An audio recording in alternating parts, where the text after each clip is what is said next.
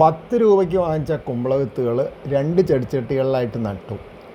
കുറേ എണ്ണം മുളച്ച് വന്നു. അപ്പോൾ പലതും പറിച്ച് നട്ടു. അതിലൊന്നാണ് ഇപ്പോൾ കണ്ടത്, നല്ലോണം വളരുന്നുണ്ട്.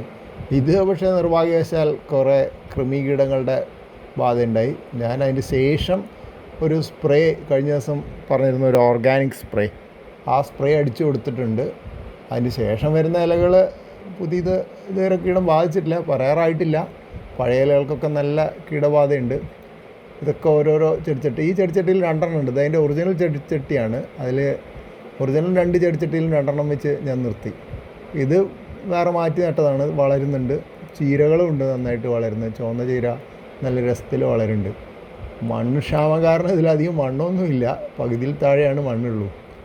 ഇതും വേറെ ആദ്യം നട്ട ഒറിജിനൽ ചെടിച്ചട്ടിയാണ്. അതിൽ ഒരെണ്ണത്തിൻ്റെ ഇലയ്ക്ക് കേടുണ്ട്.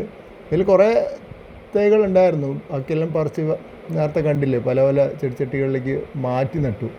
ഇതിനത്ര വളർച്ചയില്ല, ഇതും വളർച്ച കുറവാണ്. ഒരില കേടായിട്ടുണ്ട്. പക്ഷേ ഇതിലുള്ള ചീര നല്ല ഉശിരിൽ വളരുന്നുണ്ട്. അപ്പോൾ ഉള്ള പോഷകം മുഴുവൻ ചീര വലിച്ചെടുത്തിട്ടാണോ ഈ പാവം കുഞ്ഞു തൈന് വലിയൊരു ഉശിരില്ലാത്തത് എന്നൊന്നും പറയാൻ പറ്റില്ല. പലതും പലതരമാണ്. ഇതിനുമുണ്ട്. ഇതിന് ചിത്രകീടത്തിൻ്റെ ആക്രമണം കൂടി ഉണ്ടെന്ന് തോന്നുന്നുണ്ട്. ഒരു വെള്ള വര കാണുന്നുണ്ട് ഒരു ഇലയിൽ. ഒരു ഭാഗം തിന്നു പോയിട്ടുണ്ട്.